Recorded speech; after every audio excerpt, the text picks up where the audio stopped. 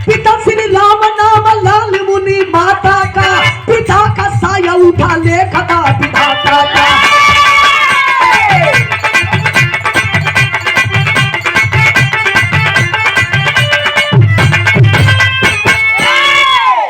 तनी कहानी के समझ लिए बाबू, ये कहानी कोनो अगल बगल के ना, जिला गाजीपुर और थाना नौनहरा, ग्राम चकताउदपुर के रहने वाले एक किसान परिवार का बिचाओ में हलो हलो करे लो ए चल अंदर का कुछ चला था।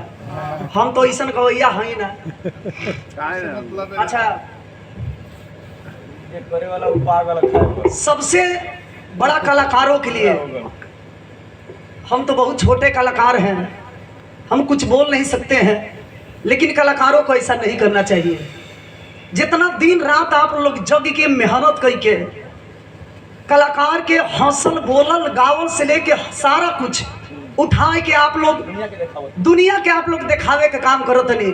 यही में कुछ लोग ऐसा बड़न की बोस बनत हो, हम सबसे बड़ा डॉन है। ऐसा नहीं करना चाहिए जो भी हो। और मेरा संदेश नहीं है, पहले के जमाना कुछ और था। आप सब जानते होंगे कि टी सीरीज से लेकर के सोनू टोन से लेकर के एलटीसी से लेकर के कोई ऐसी कंपनी नहीं है जिसमें मीरा मूर्ति नहीं गाई है। लेकिन हम कभी किसी को अपनी जुबान से टीपा टिप्पणी और अशुद्ध बात नहीं बोलती हूँ, तो हम क्षमा चाहेंगे कलाकारों की तरफ से। माननीय श्री कमलेश यादव जी सहेड़ी के पावन धरती से सादर 50 रुपया दे के स्वागत के लिए बनी। हमरे खातिर 50 लाख के सम्मान हो। आपका चैनल है कमलेश इंटरटेनमेंट। एक बार मुलाकात बही रही ही टाली पर,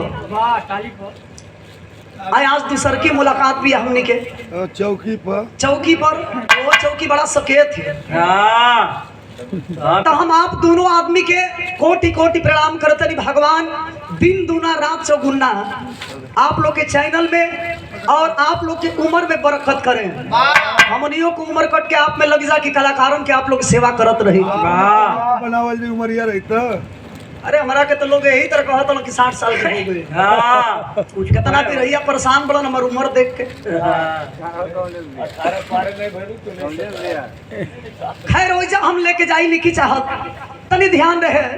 जिला गाजीपुर, थाना नौनहरा, चकदाउदपुर के रहने वाले एक किसान परिवार, सोच बहुत ऊंची है। घर के मेन मुखिया के नाम बतावल गई श्री राम यादव, और श्री राम यादव के दुल्हन के नाम बतावल गई लाल मुनि देवी।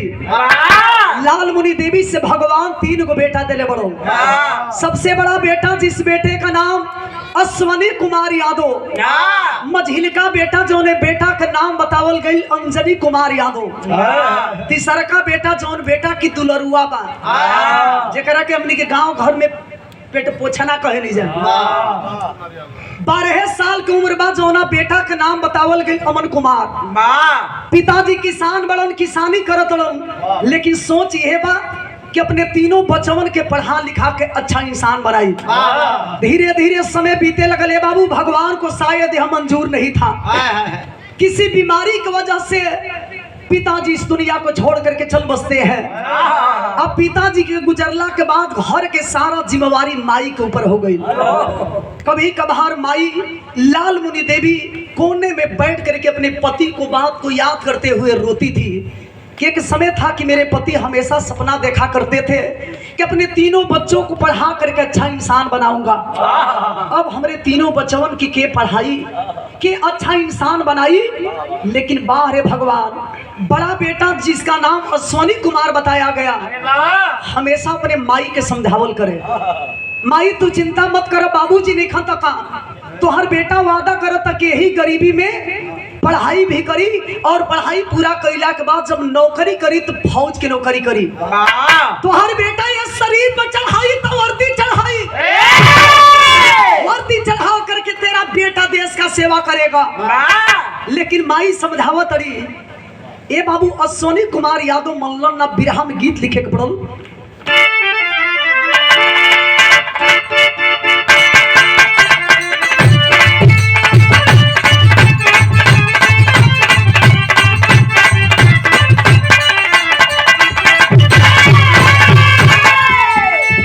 धन्यवाद है उस कवि को जिन्होंने अपने कलम के माध्यम से इतना अच्छा गीत लिखे हैं। परिवार में बैठ के सुने लायक गीत। हिंदुस्तान की नारी अपने पति को भगवान मानती है। कोनो दुल्हन कहती है अपने पति के विषय में का झुमका झुलनिया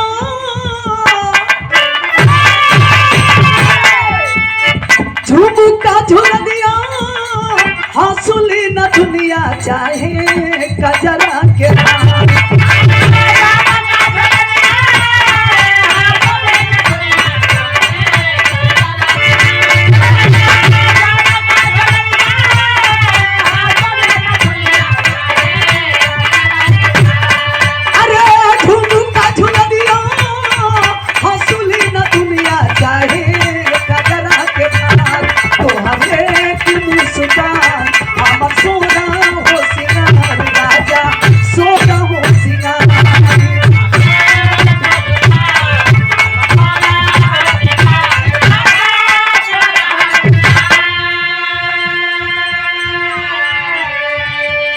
आदरणीय श्री रामा यादव जी 50 रुपया दे के स्वागत कैले बनी।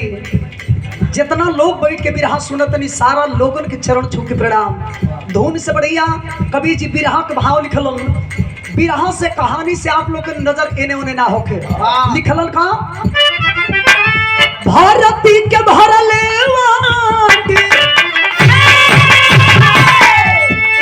भारती के भरले अश्वनी कुमार लेके हौसला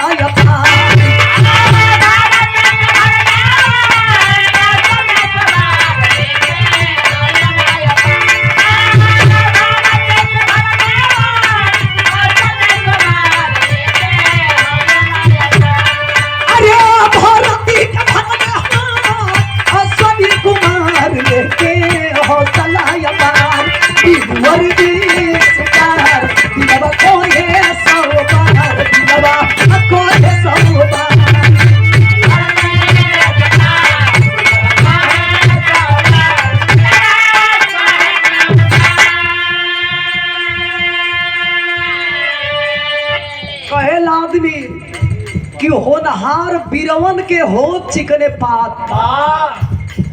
लड़का बचपने में चिन्हा जलन की आगे चल की का करी लड़का। अश्वनी कुमार यादव भले गरीब बड़न किसान के बेटा बड़न तका पढ़ाई के साथ साथ वह किसान का बेटा धीरे धीरे फार्म भी भरने लगता है। जब भी अपने दोस्तों से मिले तो हमेशा यह कहल करें पढ़ाई पूरा करने के बाद जब भी नौकरी करूंगा तो फौज की नौकरी। वो लड़का समझावा तड़न तो ही कहे कि तुहां लो भले टीएम बन जी हो कलेक्टर बन जी हो, लेकिन हम जब भी बनत तब फौजी जवान बनत। मनलन नाये बाबू फारम जब भरे लगलन तो कवि जी के लिखे के पड़ल का भर्ती होई गईले बिना सुर सगाई के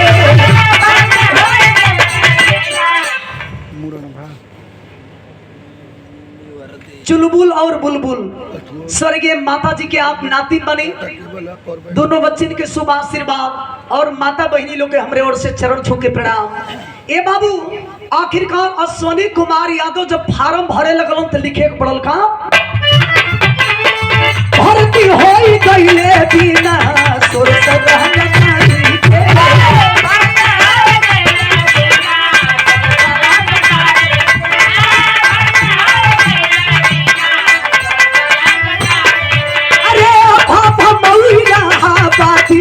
जाके कहैया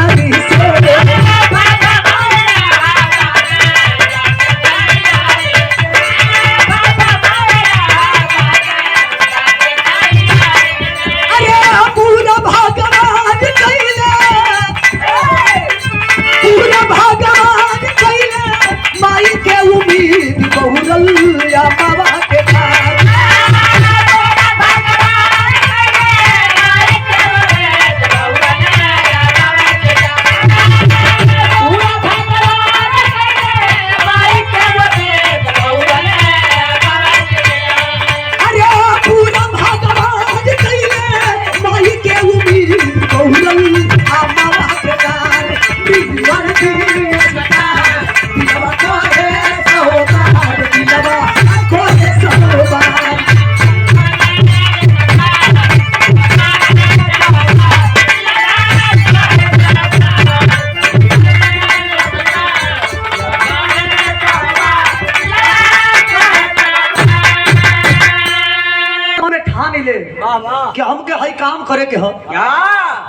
के कोई मंजिल के प्राप्त करे से रोक ना सकेला।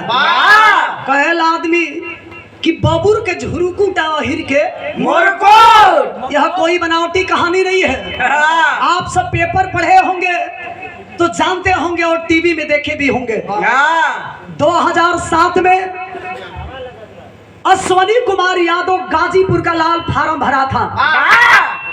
मऊ इलाहाबाद में बहाली निकली थी। किसान का बेटा गया है और जा करके लाइन में खड़ा होता है।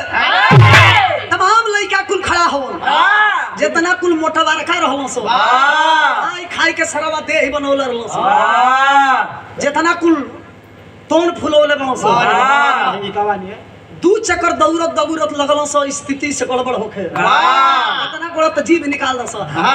अरे लेकिन हमारा ऐसा जो पतारका बनो सो कहला आदमी की मोट देख के भगे हम त पातर देख के पड़ी हम ई लकड़ी सखुआ के लकड़ी है। जितने बलाई उतने चिकन होगी। अश्वनी कुमार यादव 2007 में मऊ इलाहाबाद में बहाली निकली थी। किसान का बेटा गया है, दौड़ निकाल लिया। जब बाहर होता है तो दोस्तों के द्वारा यह सुनता है कि मेरा सिलेक्शन हो गया है, हम भर्ती हो गए। बाहर निकल के तुरंते घरे फोन लगौलन।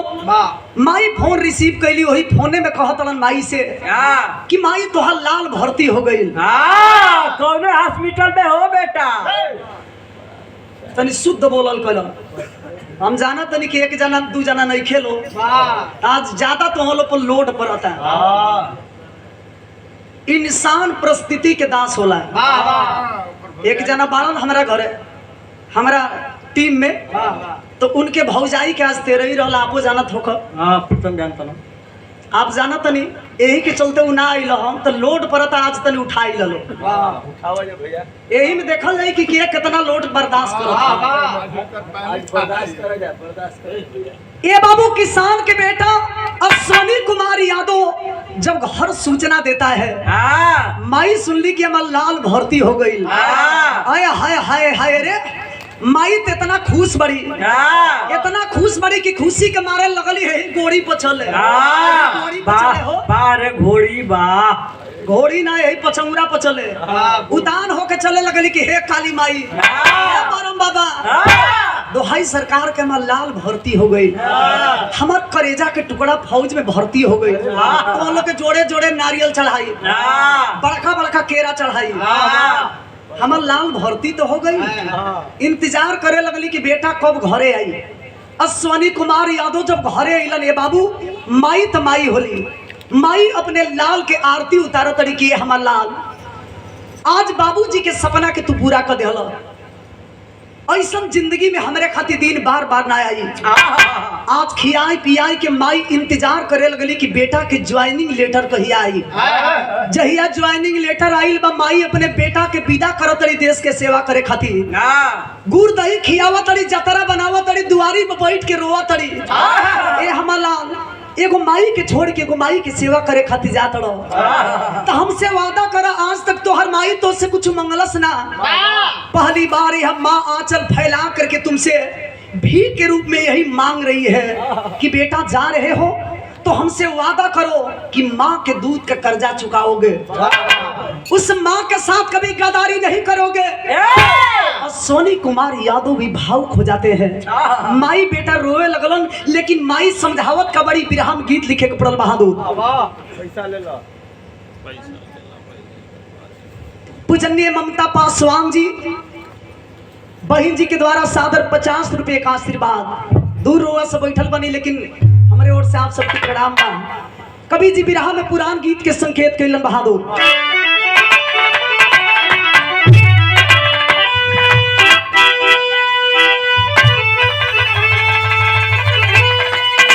स्वर्गीय रामदेव गुरु जी गीत के गाई।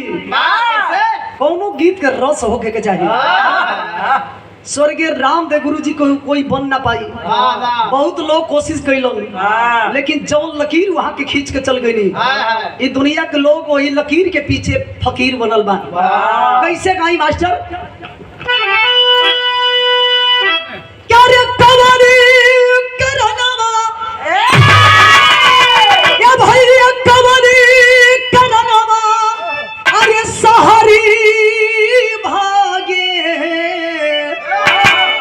पिया पपिया के बोलिया जहरी लागे।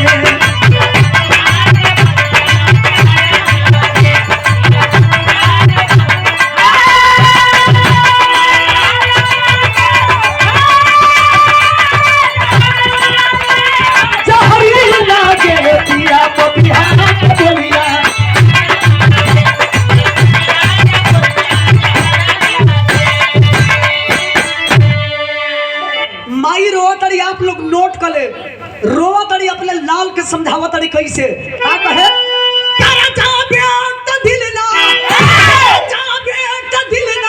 अरे उदासी रखी हो बाकी घरवा हमेशा अपने याद रखी हो।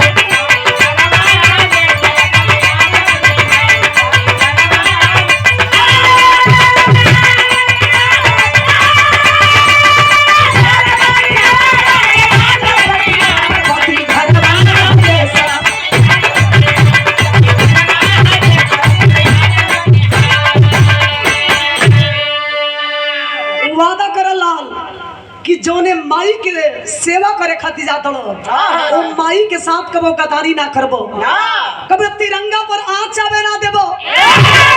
सोनी कुमार यादव गाजीपुर का लाल रोने लगता है, कहता है कि माँ मैं तेरा लाल हूँ, वादा करता हूँ कि जीते जी जब तक मेरे शरीर में खून का एक एक कतरा रहेगा ये तेरा लाल कभी देश के साथ गद्दारी नहीं करेगा। जब जाने लगते हैं तो माँ कहती है कि मेरी एक और बात गांठ बांध लेना। क्या कही? अरे बेटा वो हमारा रोकी हदिया के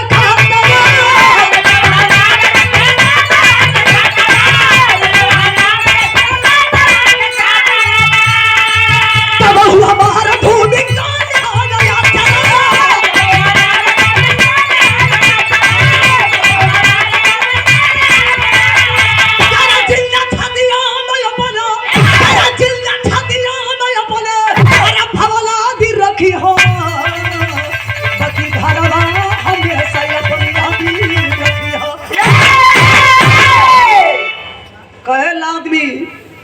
कि शेर के बेटा शेर होला।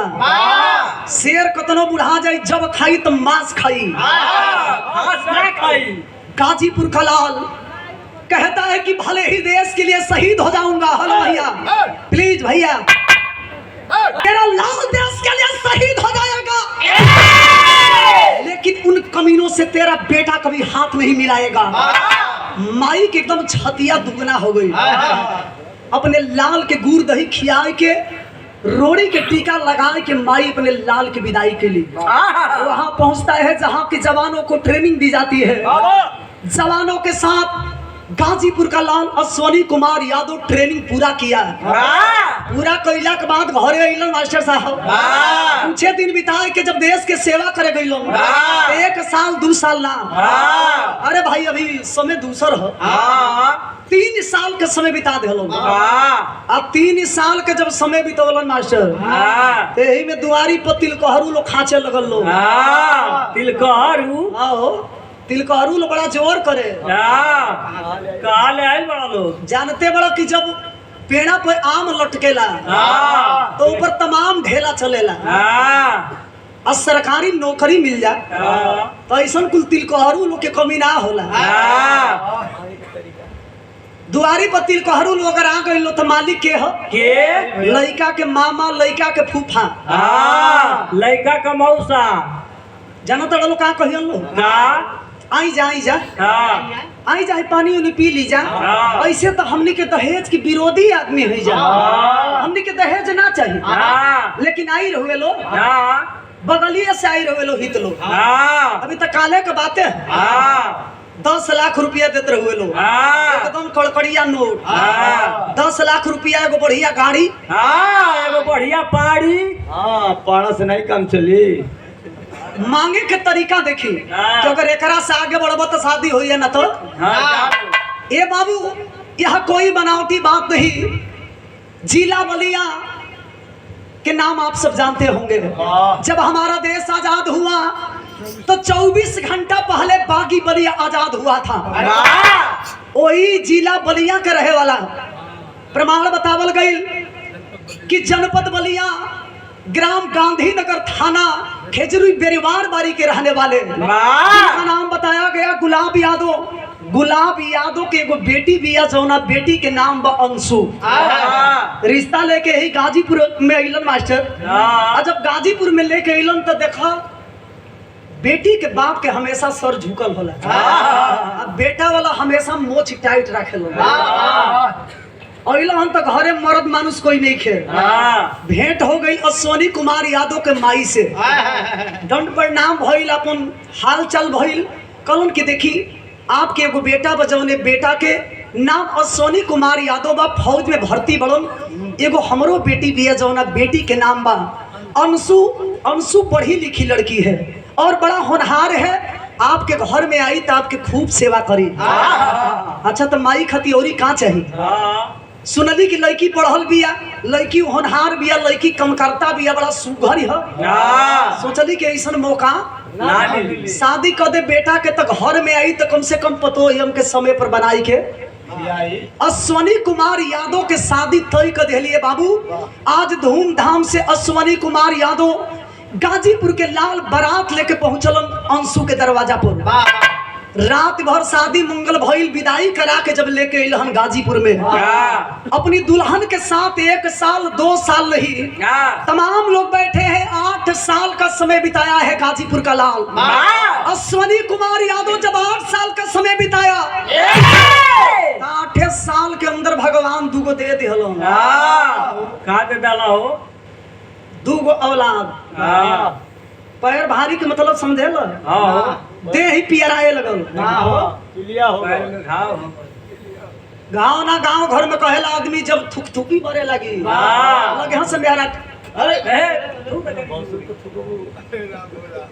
लगे हंस जब एने ओने चूल्ही के माटी कोड़े तो जितना कुल पुरनिया हमारे दादी छछिलो बालो करे फलनिया कतु हां तो के कुछ बात बोलो लगे हंस कोड़े धीरे धीरे कोड़े ली से एक और कोड़ी हंस तो दूसर का और लेवर दी हंस जनाए बढ़िया की गढ़ा करी।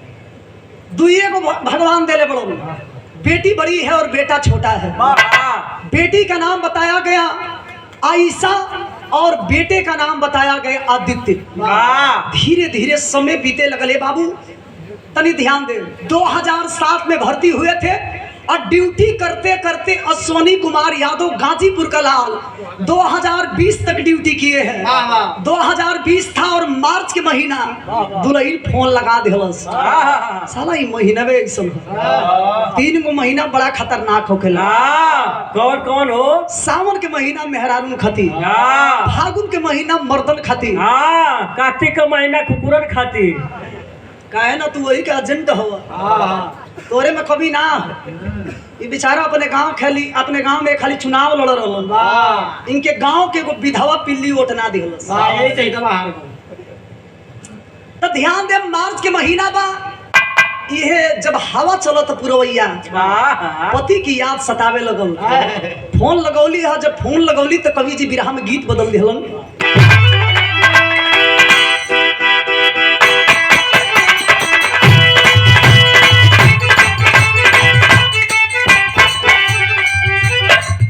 ये गीत बड़ा रोआ सबके बीच में बड़ा जोरों शोर से बजत रहा। कौनो प्रेमी प्रेमिका के बात पकई से,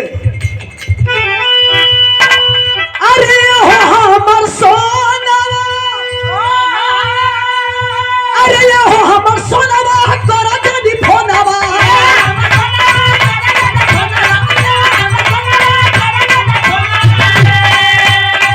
अरे हो हमर सोनवा करा जदी फोनवा, चुपा के खरा जदी ला करे हो जाना भूख खाली, हो जाना भूख खाली, अरे या तू बाहर पीलिया बना हो जाने, अरे या तू बाहर पीलिया बना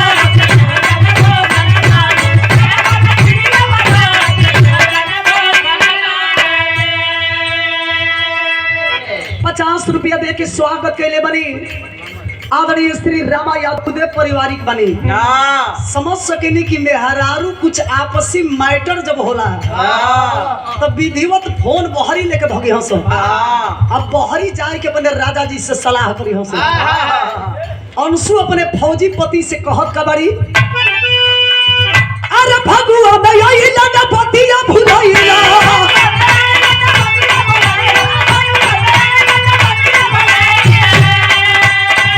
अरे फगुआ भैया ना पतिया भुलैला कहले कहला कहला याद खोदवे में कहत खोदवे में कहत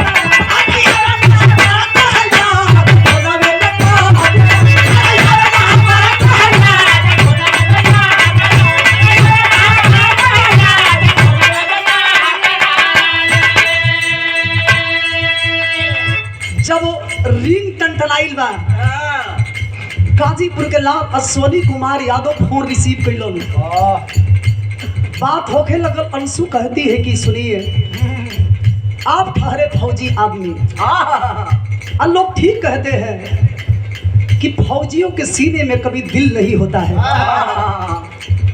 ये बताइए इतना दिन आपके गए हुए हो गया है, क्या कभी माँ की याद नहीं आती? घरवा दूगो भाई बड़न से भैयों की याद ना आवेला? सोना ऐसन भगवान आपके औलाद देले बड़न का कभी बचवन की याद ना आवेला? फागुन के महीना बा, ये फागुन के महीना में अपने दुल्हन के कबो याद आपके ना आवेला? तब देखे गाजीपुर का लाल अपनी बीबी से एक बात कहा, क्या तब सवा हर रिश्ता से रानी हमारी पर होला तब सवा हर रिश्ता से रानी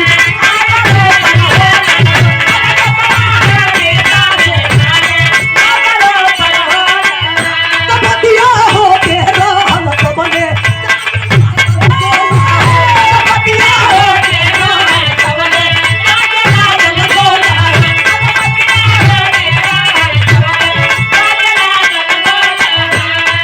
अरे दुश्मन को ढेर दिया स्वदी का तोड़िया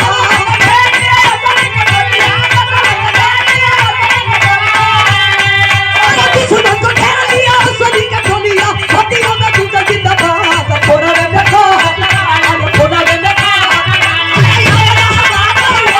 थोड़ा वे में खा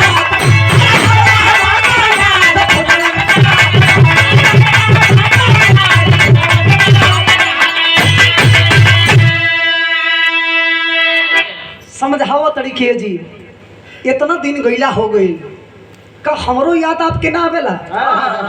तब गाजीपुर का लाल डांट करके कहता है कि सुनो अंशु, ऐसा नहीं है कि माँ की याद नहीं आती, बच्चों की याद हमें नहीं आती, सबके याद आवे लरे पगली, लेकिन हम ठहरे फौजी आदमी, हम फौजियों के लिए सबसे पहले देश के सेवा, उसके बाद परिवार, मर्द मेहरारू में भी बात होते रहो और तब तक ले बगल से आवाज होके लगल।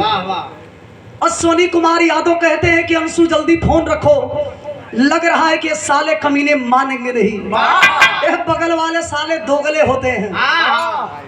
बगल वाले के मतलब मेरा पड़ोसी मुल्क पाकिस्तान। ये साला हमेशा हमारे साथ छल की मार करते हैं, हमारे पीठ पीछे छुरा भोंकने का काम करते हैं। फोन रखो, लग रहा है कमीने ऐसे मानेंगे नहीं, अब ईंट का जवाब इनको पत्थर से चुकाना होगा।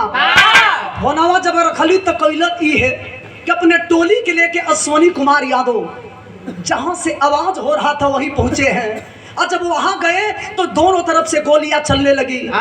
नतीजा यह निकला कि गाजीपुर का लाल वीर अश्वनी कुमार यादव अपने साथियों के साथ 4 आतंकियों को मार गिराने का काम किए। बहादुरी के परिचय देने वाला गाजीपुर का लाल देश के सेवा करते हैं, अपने साथियों को समझाते हैं कि भले हम शहीद हो जाएंगे लेकिन कमीनों से कभी नजर नहीं चुरा करके भागेंगे।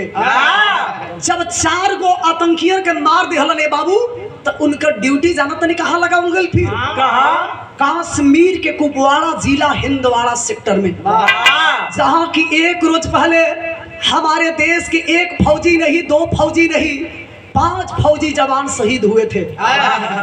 कश्मीर के कुपवाड़ा जिला हिंदवाड़ा सेक्टर में एक रोज पहले 5 फौजी जवान शहीद हुए थे और वही उनकी ड्यूटी लगाई गई है। सुनलन कि एक रोज पहले हमनी के देश के 5 गो फौजी शहीद हो गए, शरीरिया का खुनावा खौले लगल, अपने टोली के संकेत करत हो कैसे अब माने वाला हमनी की नहीं जा। भले जान जाई चाहे रही, लेकिन 5 भाइयों का बदला इन कमीनों से अवश्य चून चून करके लेंगे। जब बदला लेवे खातिर चलन तो बिरताई के भाव लिखल गई बहादुर।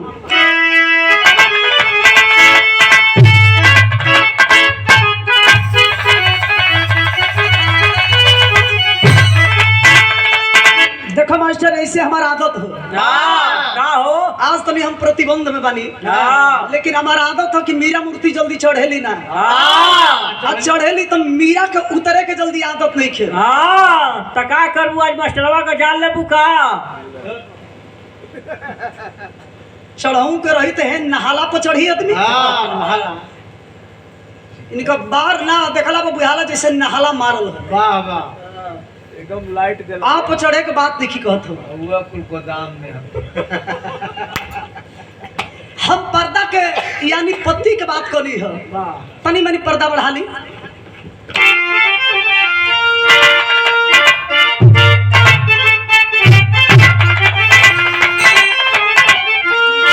स्वर्गीय रामदेव गुरु जी गीत के गाई मास्टर साहब कैसे? अरे बारी उमर कमर लचकनियो, अरे बारी उमर कमर लचकनिया, बारी उमर कमर लचकनिया, कोरी खींचे निहुरी के अपनिया, कोरी का फूला झुटुनिया।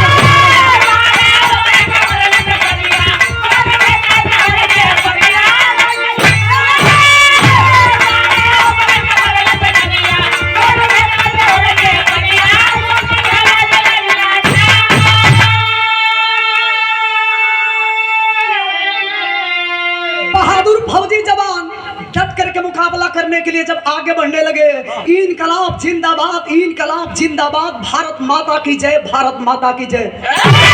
और जब बढ़े लगल तो कवि जी के लिखे के पड़ल मास्टर, क्या रे बदला ले चले सहेलिया,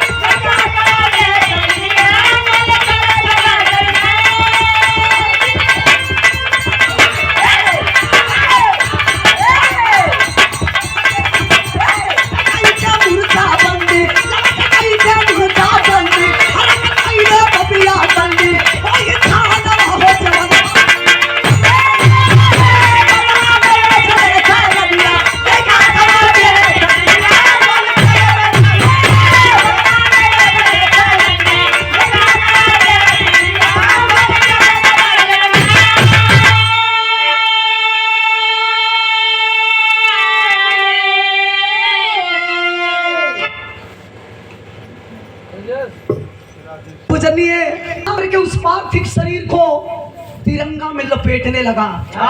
तब तक एक जवान टेलीफोन के द्वारा सूचना जब देता है, तो कवि जी बिरहा में टेली लिखलन बहादुर,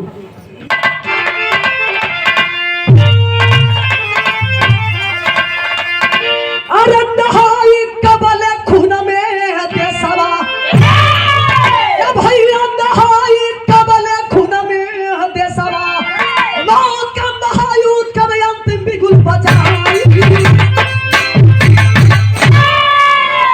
मौत का महायुद्ध कब अंतिम बिगुल बजाई, नहाई कबल खून में देसवा। फोन बनारस हेड ऑफिस में घटना को मजमून दिया, देश हेतु में भी अश्वनी अपने तन का खून दिया। माता को जब खबर लगी, माता को जब खबर लगी, बेटा आंचल को छोड़ गया, ये बिना इजाजत कैसे हो परिवार से नाता तोड़ गया। मेरा बेटा जिंदा है, मेरा बेटा जिंदा है, क्यों झूठी खबर सुनाते हो, हे साहब बातें बंद करो, क्यों हमको दुख पहुंचाते हो। ये बाबू हेड क्वार्टर सूचना और ओइजा से जब माई के जानकारी मिलल कि आपका बेटा अश्वनी कुमार यादव देश के सेवा करते करते वीर गति को प्राप्त कर गए हैं, माई के तो छातिये फाट गई। पैर के नीचे से जमीन खिसक गई। ई कानवा पर भरोसे नहीं होती, कहाँ सुनत नहीं। कह रही है कि ऐसा हो क्या मेरा बेटा मेरा लाल सही शहीद हो गया? कहते हैं कि हाँ, आपका बेटा देश के सेवा करते करते वीर गति को प्राप्त कर गया है। तब माँ कहती है कि नहीं साहब, मेरा लाल इतना कमजोर नहीं था साहब। अरे हमारे लाल के करेजा तो बाप के करेजा रहले साहब। अरे हमारे बेटवा के करेजा तो बाप के करेजा रहल साहब। हमर लाल, अरे हमर लाल वो कमीनन से इतना जल्दी कैसे हिम्मत हार गए साहब? हमर लाल इतना जल्दी कैसे हिम्मत हार गई? कोरोना की बीमारी उस समय चरम सीमा पर हले बाबू। जगह जगह आप लोग देखले हो कि लॉकडाउन लग रहल, लेकिन वास्तव में गाजीपुर के लोगों ने यह साबित कर दिया कि गाजीपुर जिले के लोग जो है इनके बिना इजाजत के और बिना इनके साथ का कभी हमारा और आपका पूरे लोगों का विकास नहीं हो सकता है। तमाम लोग वहां जुटने लगे और जब जुटे लगल तो माई रोह तरी इंतजार कर तरी कि हमरे लाल के लसिया कब आई। ये बाबू इहो आप लोग देखले हो कि जवानों की लाश बाबतपुर और बाबतपुर हवाई अड्डे से बाई रोड अश्वनी कुमार यादव के लाश जब गाजीपुर में आई तो कभी जी एगो माई के दिल की वेदना लिखलो।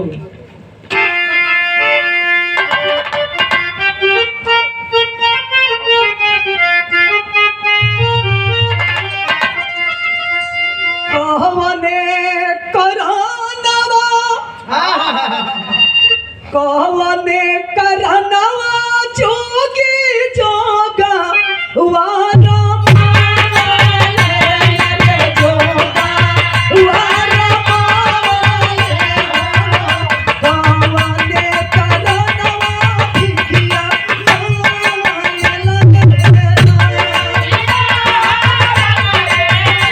कहवने करनवा भिखिया।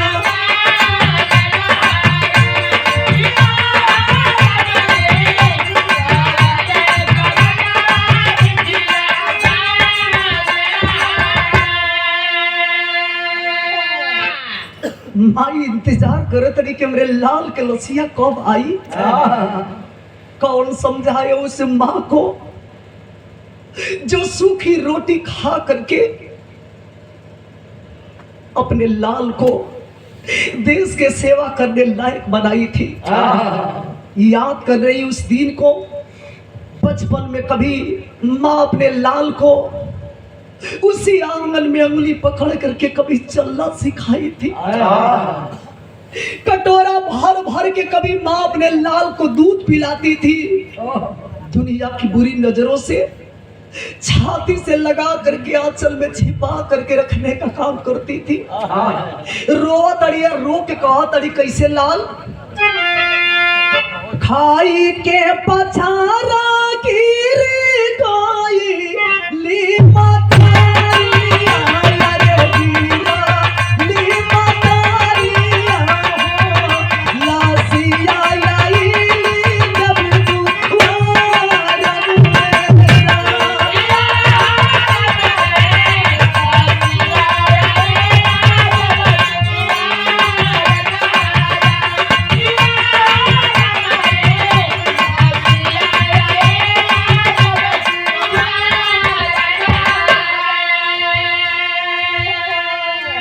ए बाबू एगो माई ऊ माई जो माई की कभी अपने लाल के कोख में ढोई के 9 महीना ये दुनिया में लाल के जन्म दिली ना। वो माई जब अपने लाल के अपने अखिया के समानवा देखली बाबू, जैसे लग रहा है कि पूरी दुनिया ही लूट गई है। काश ही दिन देखे से पहले भगवान हमको उठा ले रही तो कौन समझाए उस माँ को जिसने अपने लाल को अपने ही आंखों के सामने देख करके लग रहा है कि होशो हवास खो चुकी है, रोती है। कभी अपने शहीद बेटे से कहती है तो कभी दुनिया के लोगों से कहती है। क्या कही भला ही तू लुटल बेटा हमारी बुढ़ाई अरे हमारी बुढ़ाई काहे लुटला बहुआरी के सिंगारन में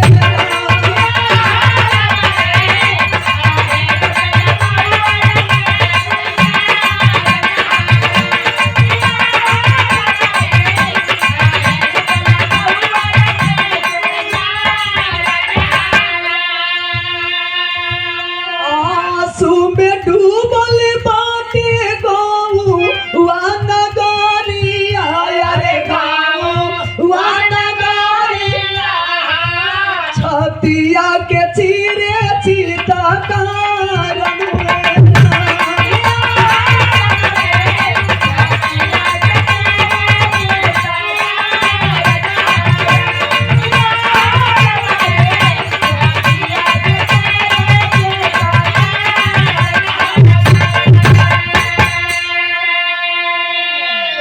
हर माई के हर बाप के सपना होला ये बाबू कि एक दिन हमार लाल एक दिन लाल हमार बुढ़ौती के सहारा बनी हमार गरीबी दूर करी वे माई के सामने जब एगो जवान बेटा के अर्थी आवेला तो माई के दिल पर का बीतेला शायद वो माँ ही समझ पाएगी जिसका बेटा देश की सेवा करते करते शहीद हुआ है शायद वो माँ नहीं समझ पाएगी जिसका इस दुनिया में भाई नहीं है माई के तजई से वो यहाँ तक पागल हो गई गया घरवा के अंदर से दौड़ल दौड़ल वो दुलैया आइल जेकर मांग के सिंदूर भी अभी धूमे लेके बहिले बीड़िया के चीर के अपने फौजी पति के पास जाए के कहती है कि काजी आप तो साथ फेरा लेते समय जिए मरे के कसम कैले रहनी ना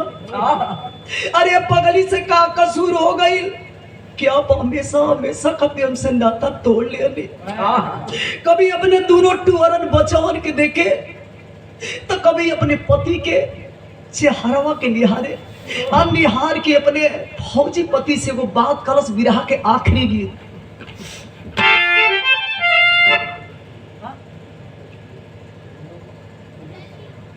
स्वर्गीय माता जी के सुपुत्री सुमन पूनम और किरण जी की ओर से 1 करोड़ रस के भाव पर सादर 101 रुपया दे के स्वागत कैले बनी हमारा खातिर हुआ सब बैठ के सुना तनी बिरहा हम समझा तनी कि हमके लाखों रुपया के दौलत मिलत हो एकरा से बढ़ के कोनो रुपया पैसा ना होला ये बाबू हमारे खातिर सबसे बड़ा दौलत बाकी आप लोग बैठ के बिरहा सुना तनी आप लोग बहुत देले बनी हाई देखी कायल आदमी की हिंदुस्तान की नारियों के लिए सबसे बड़ा गाना एक औरत के लिए मांग का सिंदूर होता है कुछ ही पल में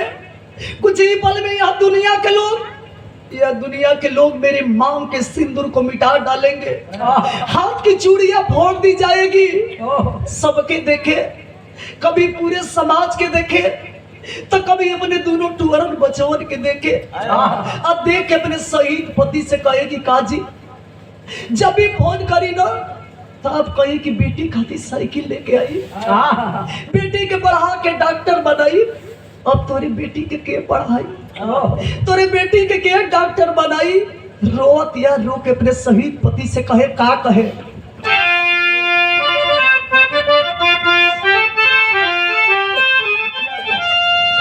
बिटिया रानी की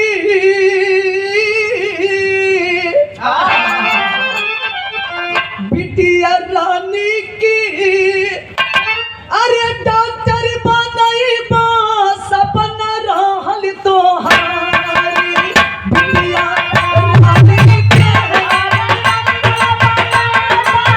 सपना रहल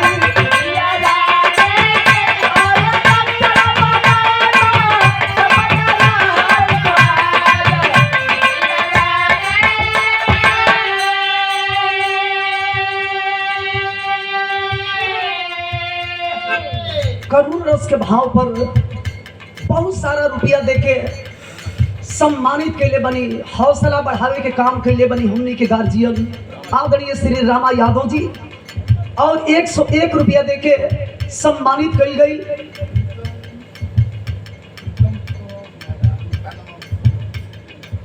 बड़ा ही सुंदर गायक कलाकार हमारे ही परिवार से आप हैं, हमारे ही अखाड़े से बड़ा ही सुंदर आप बिरहा गाते हैं जो आप सब देख रहे हैं। आपके धर्म पत्नी यानी हमारे बहन जी की ओर से सादर 101 रुपया देके स्वागत करी गई। एगो मेहरारू खातिर रुपया पैसा धन दौलत कुछ ना होला, मेहरारू के सिंगार होकर मर्द होला। ये बाबू ये दुनिया के लोग जो ना दुनिया के सामने हमारे मांग में सिंदूर डलला, सांप फेरा लिया, जिए मरे के कसम खैला, आज ये दुनिया के लोग हमारे मांग के सिंदूर के मिटा दी। रोत या रो के कहे का याद दिलाई हम तो हकेता, याद दिलाई हम तो हकेता, अब करनी हो रहा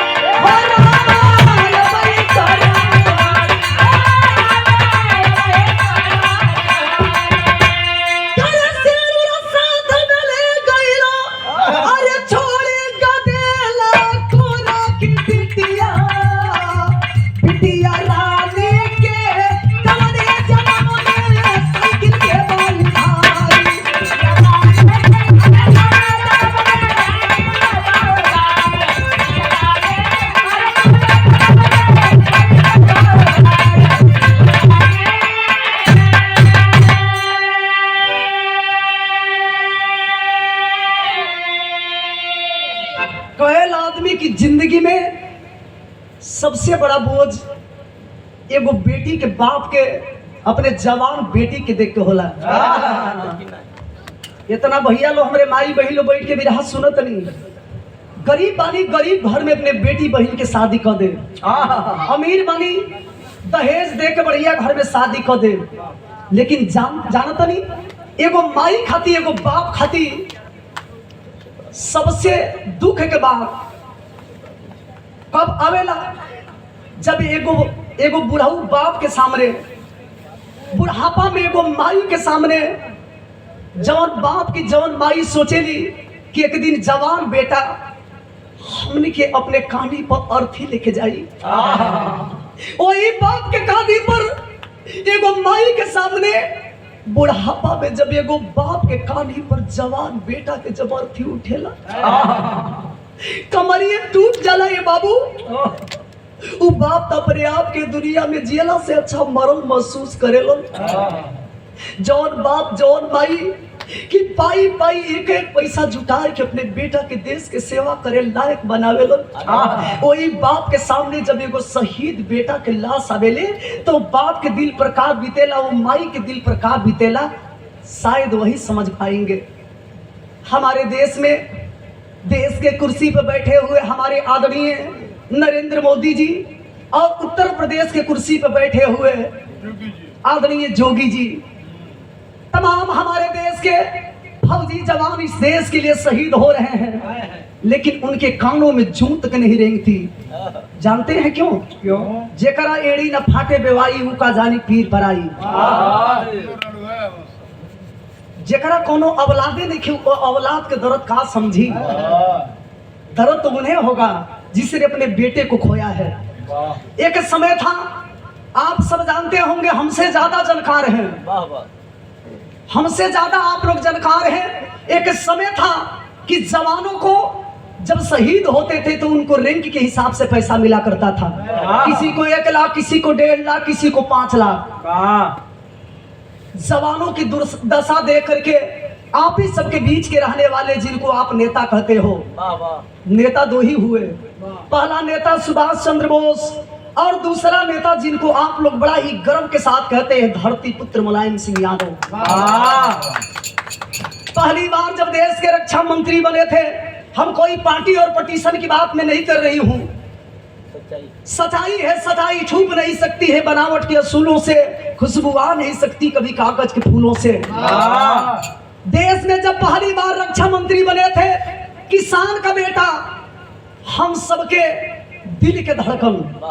धरती पुत्र मुलायम सिंह यादव जी जब पहली बार रक्षा मंत्री बने तो जवानों की मेहनत, लगन और दुर्दशा दे करके उन्होंने लागू करने का काम किया कि जो भी जवान शहीद होते हैं उनको 1 लाख, 1.5 लाख, 5 लाख नहीं, उनके घर टोपी और बेल्ट केवल पहुंचाई जाती है।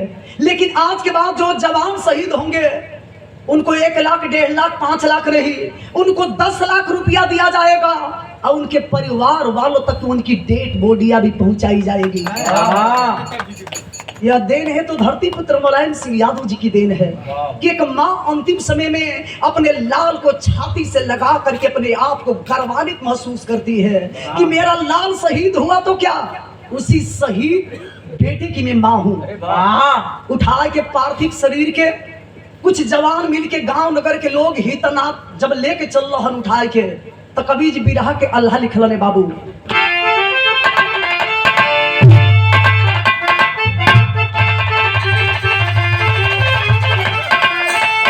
अरे राष्ट्र प्रेम की बात करे हम, अरे देखे हर अखिया लौटा,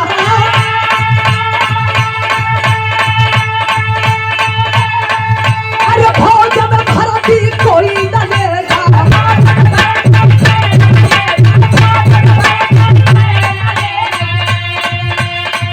अरे भोज में भरती कोई न लेगा,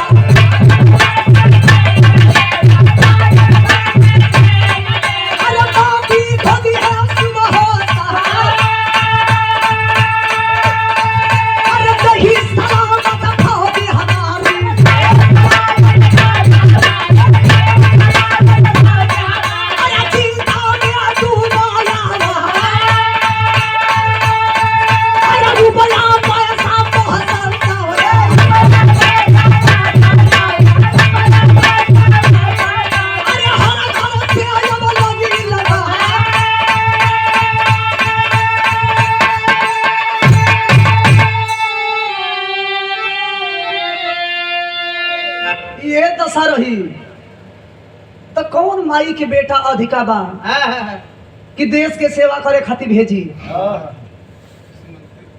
किसी मंत्री का बेटा, किसी विधायक का बेटा, रुपया वालन के बेटा कभी फौजी ना बनेलो, किसान के बेटा, मजदूर के बेटा, रिक्शा चलावे वाला के बेटा मेहनत करेलन, मेहनत कई की फौजी जवान बनेलन। ए बाबू तब दर्द होई जब उनकर बेटा शहीद होई, उनके रिश्तेदार में कोई शहीद होई तब दर्द होई। लेकिन दर्द कैसे हुई? एगो माई अपना बेटा के खोवतिया, एगो बाप अपना बेटा के, एगो बहन अपने भाई के, एगो दुल्हन अपने मांग के सिंदूर के। श्मशान घाट के तरफ लोग बढ़ते हैं और उसी वक्त हमारे देश के जवान तुरंत उसी श्मशान घाट पर सैल्यूट मारते हैं और जो छोटा भाई है उल्टी सलामी दागी गई। छोटा भाई जिसका नाम बताया गया अमन कुमार यादव, अमन कुमार यादव के हाथ से मुख्य अग्निदान दिया गया। और वापस जब घर आते हैं, जंगीपुर विधानसभा क्षेत्र के हमारे विधायक माननीय डॉक्टर वीरेंद्र यादव जी भी घटना स्थल पे मौजूद थे। हमने के तो बक्सर जो ना बा कौन पुल कहला हो, भरौली पुल, भरौली पुल उस समय सील थी, हम लोग नहीं आ पाए। लेकिन यह जानकारी मिली कि घटना स्थल पे डॉक्टर वीरेंद्र यादव जी मौजूद थे। घरवा लोग अइलन तो रोवत या रो के कहे कि साहब अरे हमके रुपया पैसा ना चाहिए, हमार पति शहीद भइल बड़न, सहानुभूति हमके ना चाहिए। शहीद होते हैं जवान तो सहानुभूति जताई जाती है, पैसा मिलेला हमके पैसा ना चाहिए। देश के कुर्सी पे बैठे हैं तो आपसे हाथ जोड़ करके मेरी विनती है, शहीद फौजी की विधवा रो रही है और नरेंद्र मोदी जी से कहती क्या है,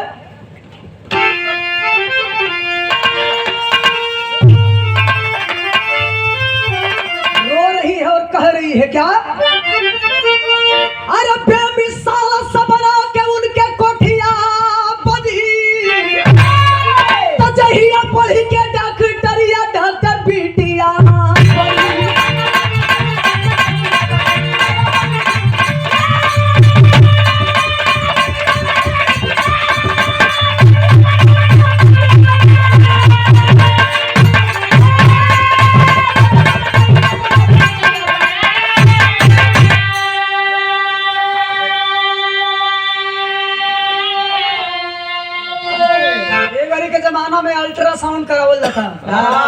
बेटी निकल गई तो वही में मार दो, बेटा तो बाहर आवे दो। लेकिन हम बताइला कि बेटी में बेटा में कोनो अंतर ना होला। इहो तो एगो माई है कि अपने बेटी खातिर सरकार से अपील कर तरीका, अरे जवन दिन देखब उनके गरवा में आला, अरे भूल जाई सारा अपने दुखावा के भार।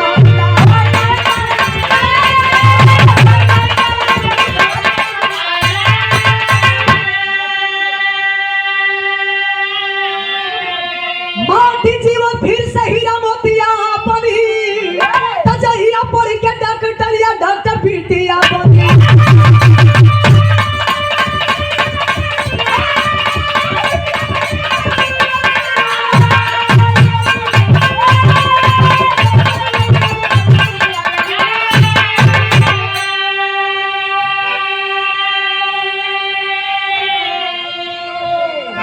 बिचावा में बड़ा कुछ देखे के मिल रहा है कि जब जवान शहीद होत रहन तो बड़ा कुल गुणा गणित भइल है।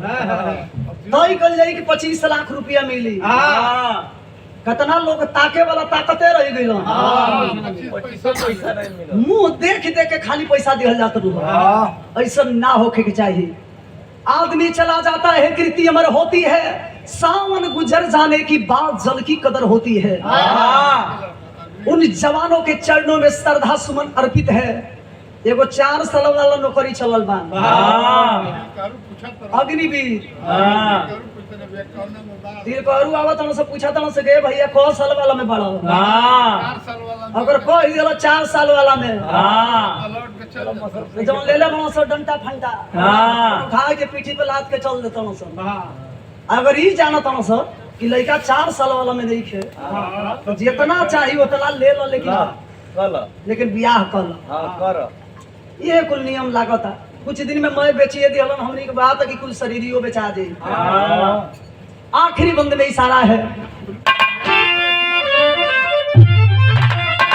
गुरु बिहारी गुरु गणेश की मौत बड़ी दुखदाई, अरे स्वर्ग चंद्रिका प्यारे लाल के कलम से आंसू आई, नहाई कबल